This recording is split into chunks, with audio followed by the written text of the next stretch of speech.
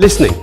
Listening is a skill that we're often not taught because from growing up we reckon that, well, we're hearing, so therefore we must be listening.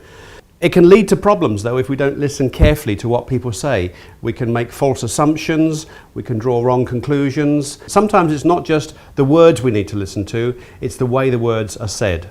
Let's take it first of all from a communications point of view, and if we think of it from the way it works there, what happens from a sender and a receiver is you have a packet of information that's sent to the other side, and two things happen when it's received. One is acknowledgement that it has been received, and the second is a check of the accuracy of that message.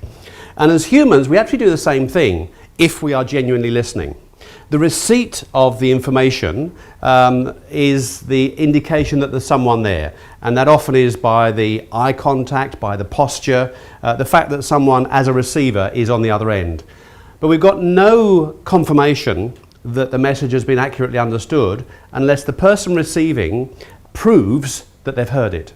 And the only way to prove that you've heard it is to reflect back what you've heard. So we have this concept of mirroring, which is if you've got a plain glass mirror, that mirror, you hold it up and the information that's received is reflected back. So if someone says something, the reflection from the mirror is by someone saying, okay, so if I've got you right, so what you're saying, so as I understand it, and that is proof of listening.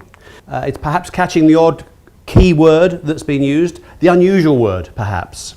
Sometimes the emotional word. If someone says, you know, I really felt let down, you might reflect back, not, oh, so you felt you were let down. I mean, what you've heard is, so you were disappointed about that. Yeah, I was. And that's often what you'll get. When the message is received, it's like permission to continue. And if you got it right, that's what you'll get. Someone will say, yeah, exactly, or yeah, and they'll just carry on. It's as if you didn't say anything, so you might wonder, well, why did I bother to do that reflecting back? Well, it's because it's like message received, understood, permission to continue. The tone and the posture, we shouldn't underestimate that. In fact, it's often said that words represent less than 10% of the content of the information. And we do a lot of listening with our eyes, listening and interpreting the tone of voice that's used. This reflecting works in the tone and the posture as well. If someone is low in the tone, if someone is a bit downbeat, then you don't want to be too downbeat, but you want to reflect the energy level that's in the room.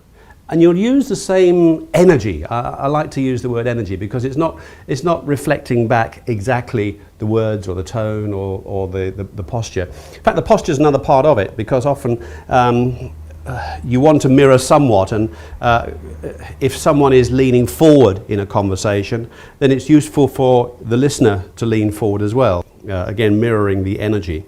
So just thinking about that reflecting tone, words and body language. So top tips for listening. One is be aware of your posture, be aware of the energy in the room, be aware of the need to reflect that same energy. Second, find the opportunity to interject with keywords, key phrases, so what you're saying, to prove the listening. And three, listen with your eyes to reflect back perhaps what's not been overtly said.